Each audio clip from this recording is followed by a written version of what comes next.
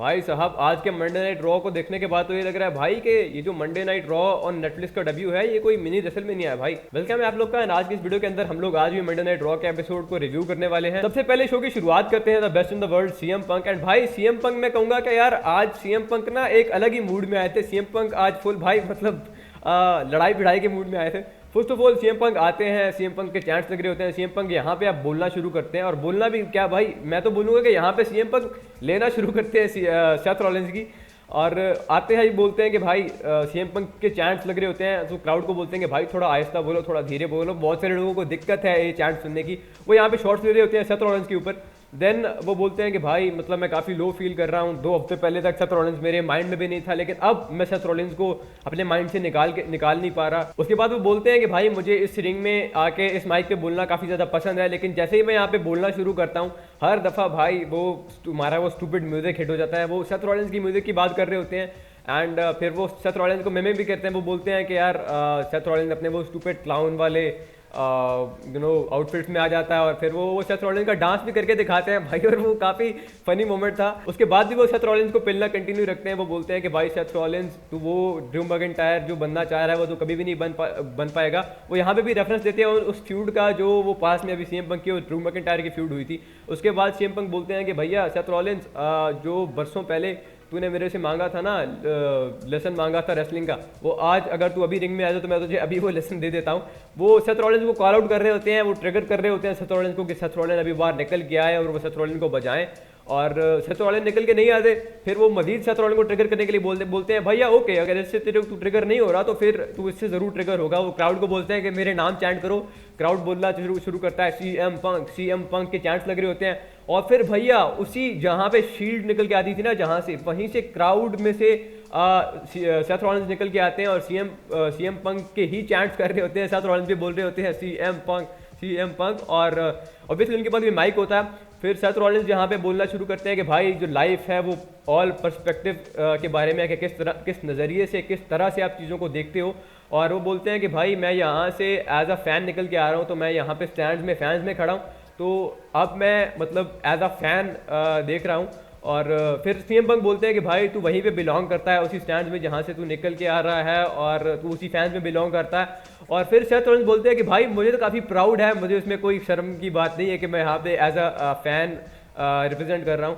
मैं as a fan ही यहाँ पे रिप्रेजेंट करना पसंद करूँगा, लेकिन एक सेकेंड में देखूँ तो एज अ फ़ैन भी तुम ए होल ही दिखते हो। उन्होंने ASSHOL ही बोला था सीएम पंक को। फिर सीएम पंक बोलते हैं कि भैया तू उन्हीं स्टैंड में बिलोंग करता है, तू बस एक फ़ैन है मेरा, उससे ज़्यादा कुछ भी नहीं। एंड देन सेथ रॉलिंस बोलते हैं कि भैया ओके मुझे कोई प्रॉब्लम नहीं है, मैं तो प्राउड फील करता हूँ एज अ फ़ैन एक्ट करने में, लेकिन एक सेकेंड मुझे देखने दो, एज अ फ़ैन भी तुम मुझे एक ए होल ही दिखते हो। मतलब ए होल मतलब ASSHOL उन्होंने इस तरह बोला था। एंड देन यहाँ पे सीएम पंक की हटती है और फिर सेथ रॉलिंस ने भाई वो लाइन ड्रॉप करी ना जिससे CM Punk lost it. Seth Rollins बोलते हैं कि भैया ये जो फैन है इसने तेरे से ज़्यादा रेसलमेनिया मेन इवेंट्स होस्ट कर रखे हैं।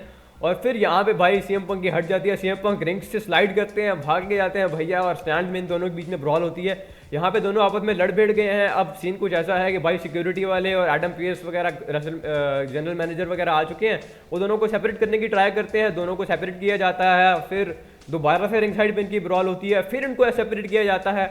और फिर भैया सेथ रॉलिंस ना वहाँ पे बैरिकेड से कूद के और वहाँ पे सीएम पंक भी छुड़ाते हैं और फिर ये फैंस में जाके लड़ाई करते हैं और इनकी फैंस में ब्रॉल होती है।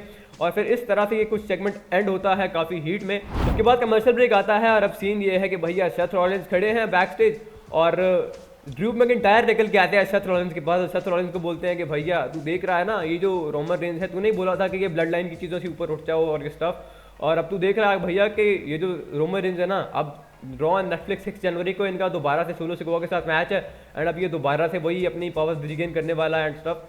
Basically Drew McIntyre Seth Rollins को ये बोल रहे होते हैं कि आ जाओ भाई मुझे ज्वाइन कर लो। आपको पता ही है ड्रू मैकिंटायर आजकल ब्लड लाइन को हंट करने में निकले हुए हैं, वो ब्लड लाइन के एक बंदे को पकड़ के गिरा रहे हैं।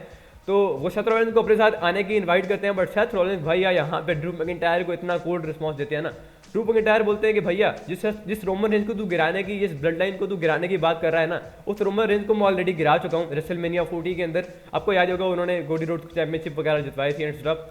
एंड उन्होंने बोला था कि भाई गेस व्हाट, उस वक्त मेरे साथ कौन था, मेरे साथ था जे ऊसो, मेरे साथ था सैमी ज़ेन, और मैं इन दोनों की रिस्पेक्ट करता हूँ और ये दोनों मेरे दोस्त हैं, और इन दोनों को तूने बजा डाला है। और उसके बाद भाई एक दूसरी कोल्ड लाइन जो सेथ रॉलिंस जहाँ पे शो के अंदर ड्रॉप करते हैं ना, सेथ रॉलिंस ड्रू मैकिंटायर को बोलते हैं कि भैया अब मुझे वो बिजनेस फिनिश करना है वो जो तू नहीं कर पाया। वो एक्चुअली सीएम पंक की बात कर रहे होते हैं कि मतलब सीएम पंक को आपको पता है इनकी फ्यूड चली थी ड्रू मैकिंटायर और सीएम पंक की, तो ये काफ़ी कोल्ड लाइन थी और काफ़ी कूल मोमेंट था। नेक्स्ट मैच आता है भाई Ludwig Kaizer versus Bron Breakker for the intercontinental championship, और ये मैच काफ़ी स्लो पेस पर चला। और भाई ट्रिपल एच मुझे एक बात बताना यार, जब भी एक तगड़ा ओपोनेंट होता है और उसके सामने थोड़ा हल्का ओपोनेंट होता है ना, तो हर बार ट्रिपल एच की यही स्ट्रैटेजी है कि भाई जो तगड़ा ओपोनेंट है उसका कभी शोल्डर डैमेज कर दो, कभी उसका बाजू डैमेज कर दो, कभी क्या कर दो, कभी क्या। मतलब आज भी वही सीन था, ब्रॉन ब्रेकर की लेफ्ट आर्म को टारगेट कर रहे थे लुडविग काइजर, और ये दिखाया जा रहा था कि भाई ब्रॉन ब्रेकर की लेफ्ट आर्म जो है वो उस पर थोड़ी प्रॉब्लम है।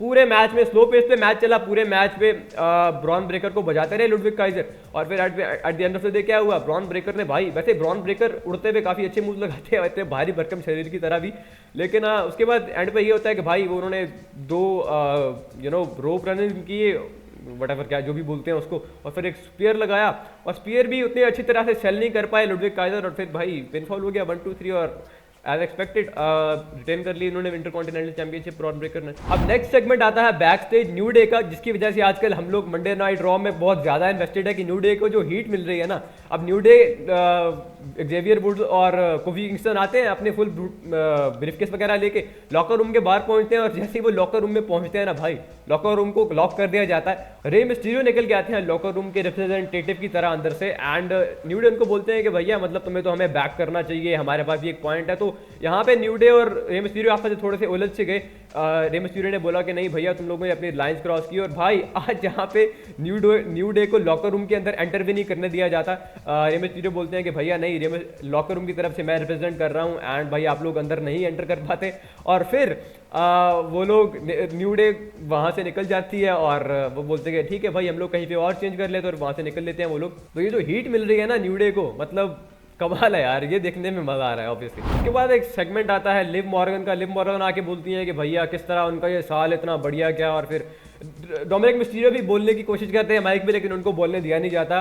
एंड फिर ये होता है कि भैया रिया रिप्ली निकल के आती हैं, और फिर रिया रिप्ली बोलती हैं कि भैया तेरा मेरा मैटर बहुत हो गया लिव मॉर्गन, और फिर अब हम इसको, मैंने एडम पियर्स से बात कर ली है, इसको हम लोग अब सॉर्ट करने वाले हैं। यही वो हाइप कर रहे थे आई गेस, अब इनका मैच कराएंगे ये लोग नेटफ्लिक्स वाले एपिसोड में, लेट्स सी क्या होता है, but I am not very into it. उसके बाद भी एक बैक स्टेज सेगमेंट आता है, यहाँ पे सेथ रॉलिंस का इंटरव्यू हो रहा है। एक्चुअली इंटरव्यू होने ही वाला होता है कि भैया पीछे ड्रू मैकिंटायर निकल के आ रहे हैं, एंड फिर भैया भागते हुए आते हैं सैमी ज़ेन अटैक करते हैं ड्रू मैकिंटायर के ऊपर, इन दोनों में आपस में ब्रॉल होती है, एंड फिर सेथ रॉलिंस वहाँ से फ्रेम से ही निकल जाते हैं, और भैया क्या तो ब्रॉल होती है। और यार यहाँ पे ना ये जो सैमी ज़ेन है, अब ये ड्रू मैकिंटायर का पीछे इस तरह नहीं छोड़ने वाला है, क्योंकि सैमी ज़ेन भैया अगर आप ब्लड लाइन से पंगा करोगे, आप पंगा कर रहे हो पूरी फैमिली के साथ, और भैया इस पूरी फैमिली को जो जोड़ के रखने वाला बंदा है वो एक ही है, वो है हमारा बॉय सैमी ज़ेन। और सैमी ज़ेन भैया मतलब यहाँ पे अब इनकी फ्यूड यहाँ पे एंड नहीं हो रही बेसिकली, अब सैमी ज़ेन और ड्रू मैकिंटायर यहाँ पे उलझेंगे, और फिर ये इवेंचुअली रोमन रेंज की तरफ भी जाएंगे।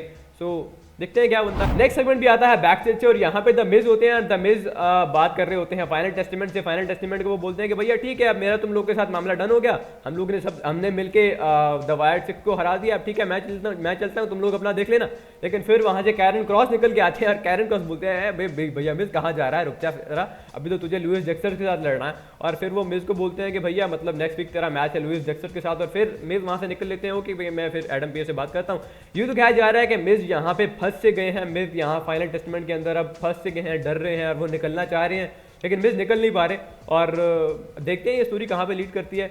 एनीवेज फाइनल टेस्टामेंट का और द वाइट सिक्स का मामला यहाँ पे खत्म नहीं होने वाला, लेट्स सी नेक्स्ट क्या होने वाला है। इसके बाद शो पे वुमेन्स इंटरकॉन्टिनेंटल चैंपियनशिप टूर्नामेंट का ये एक मैच आता है। ये ट्रिपल सेट मैच था Kayden Carter, Raquel Rodriguez and Zoey Stark के बीच में, और जोई स्टार्क एंड पे जीत जाती हैं, और भैया एडवांस कर गई वो आगे। उसके बाद आता है शो का main event for the world tag team championship, और ये मैच होता है Finn Balor and JD McDonagh versus the war Riders के बीच में।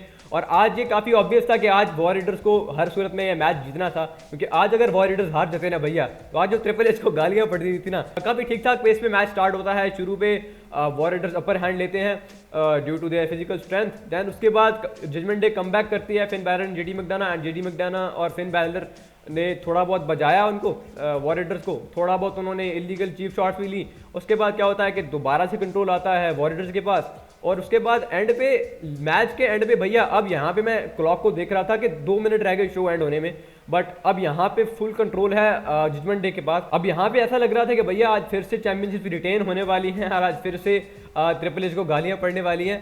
बट अब सीन कुछ ऐसा है कि यहाँ पे डबल स्टॉम्प लगता है एरिक के ऊपर, एंड ऐसा लग रहा है कि भैया अब क्योंकि आइवर रिंग साइड पे पड़े हैं, ऐसा लग रहा है कि भैया अब रिटेन होने ही वाला है, पिन होने वाला है। फिन बैलर पिन करते हैं 1 2 और फिर समहाउ मुझे लगा था कि हो गई रिटेन, बट समहाउ आके आइवर ने कवर को ब्रेक कर दिया। उसके बाद फिन बैलर जाते हैं किसी चेयर को लेने, उनको लगा कि मतलब अब डिस्क्वालीफाई करके मैच को खत्म कर देते हैं, क्योंकि डिस्क्वालिफिकेशन से अगर आप मैच हार भी जाओ तो चैंपियनशिप्स आपके पास ही रहती हैं।